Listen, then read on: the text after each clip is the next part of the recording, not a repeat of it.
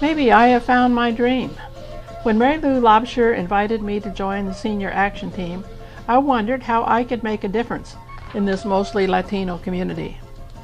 I remember we brainstormed many ideas of ways that we could take our skills and match them to community needs. But as a group of adults who loved books and loved learning, we wondered if we could start a children's library and a preschool reading program right in this neighborhood. The idea of mixing senior citizens who had lived in Concord for many years with the children living in the Monument Corridor apartment complexes, who were recent immigrants, could it be? Yes, I think I have found my dream. A partnership was formed between Mary Lou's senior action team, myself, Bonnie Hall, owner-manager of the Village Green apartment complex, and Lynn Palmy, county librarian. We worked together to make this dream happen. Books were ordered, furniture purchased, and donated, and in June of 2005, the project came to life with a dedication in the Village Green Community Room. During that first summer, over 200 books were checked out of that library. Because it was summer, the children looked forward to this time of hanging out with these adults who loved books and enjoyed being with them. But back to school time in September, this changed all things, because now the children had homework, and they asked for our help. Some of the first graders were still non-readers, and for them it was more fun to turn cartwheels than it was to sit down and work at reading. At times there were 25 children and only 2 or 3 adults. A great idea was turning into chaos.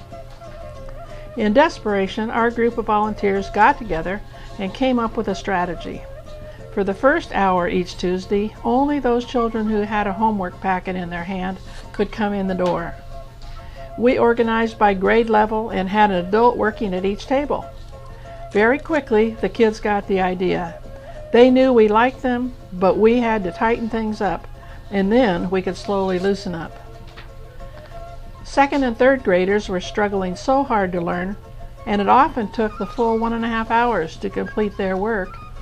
Most forgot all about their desire to play. What eager students! Because the 4th and 5th graders were learning their times tables, the younger children were challenged to learn theirs also. And by the second year, those who didn't read in 1st grade are now proud that they can read us a whole book.